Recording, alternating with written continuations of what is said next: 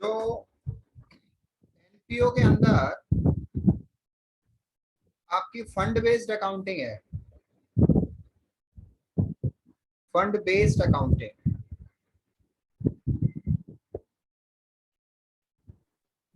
उसमें क्या होता है? जो हमारी फर्म है, नॉट फॉर प्रॉफिट फर्म, उसने फंड बना रखा है स्पेसिफिक पर्पस के खर्चे के लिए। उस पर्टिकुलर फंड को वो यूज करते हैं और वो फंड स्पेसिफिक पर्पस का होता है। फॉर एग्जांपल, बिल्डिंग से रिलेटेड हो सकता है, टूर्नामेंट से रिलेटेड हो सकता है, राइट, स्पोर्ट्स से रिलेटेड हो सकता है।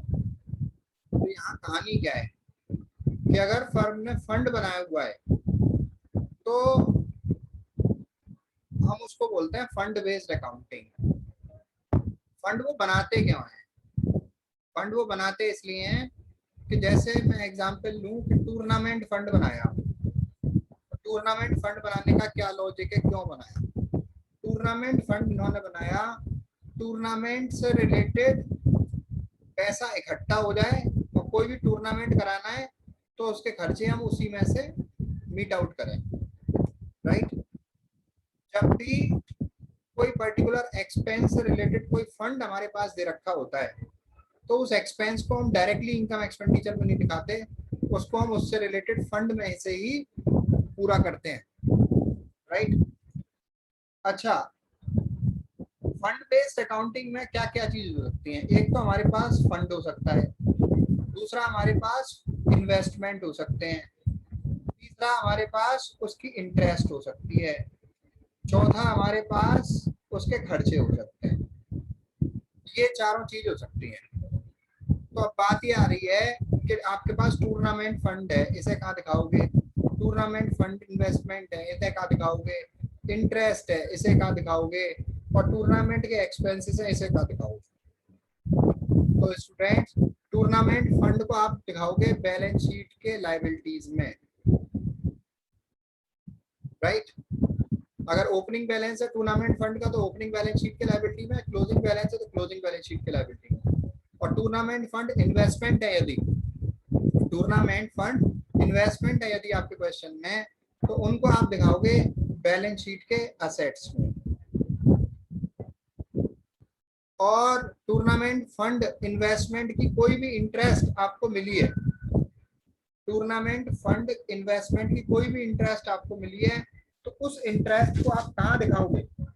उस इंटरेस्ट को आप बैलेंस शीट में फंड में जोड़ दो। वो इनकम है ना आपकी, उसको आप फंड में ही जोड़ दो, राइट।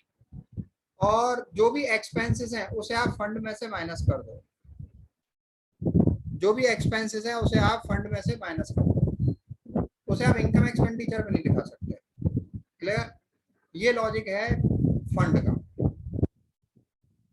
कभी आपके पास सवाल में इंटरेस्ट होती है और कभी सवाल में आपके पास इंटरेस्ट नहीं होती है, राइट। फंड दो तरीके के होते हैं, एक होता है जनरल, एक होता है स्पेसिफिक। जनरल फंड है, यदि आपके पास सवाल के अंदर जनरल फंड है तो उसमें से आप स्पेसिफिक फंड के खर्चों को नहीं दिखाओगे।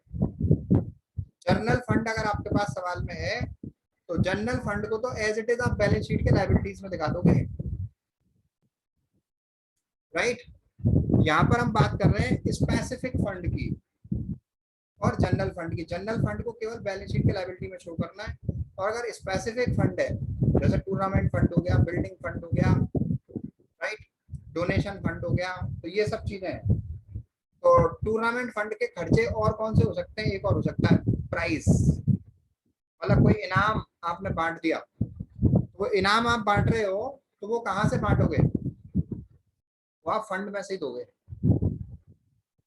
राइट, वो आप फंड में से ही दोगे। ये कहानी है। तो कहने का मतलब इससे रिलेटेड कोई भी ट्रीटमेंट कहाँ पे नहीं हुआ? इनकम एक्सपेंडिचर में नहीं हुआ। फंड बेस्ड अकाउंटिंग का ट्रीटमेंट हमारा वहीं पर रहता है। एक सवाल पढ़ के सुना रहा हूँ,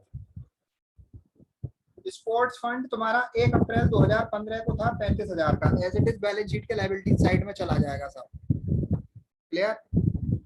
स्पोर्ट फंड इन्वेस्टमेंट है, बैलेंस शीट के असेट्स पे आ जाएंगे साहब। Interest on sports fund investment है भाई साहब, इन्वेस्टमेंट में ही जुड़ जाए, वो फंड में ही जुड़ जाएगी, वो मैंने अभी बताया आपको।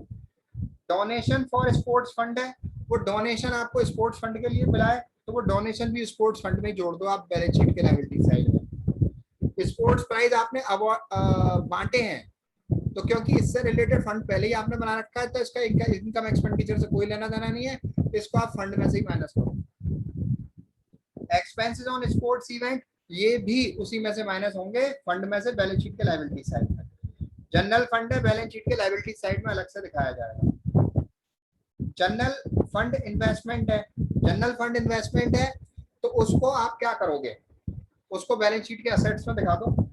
Interest on general fund investment है, वो आप इनकम एक्सपेंडिचर में इनकम साइड में दिखा सकते हो।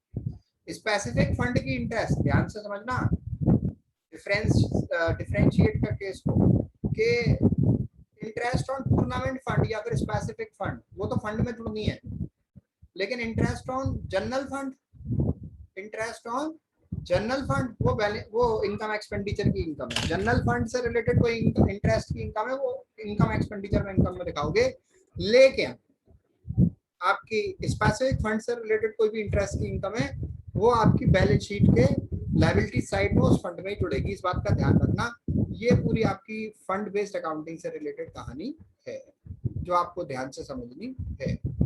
इस बात को आप समझ लो तो आपको बहुत मदद मिलेगी फंड बेस्ड अकाउंटिंग को हैंडल करने में।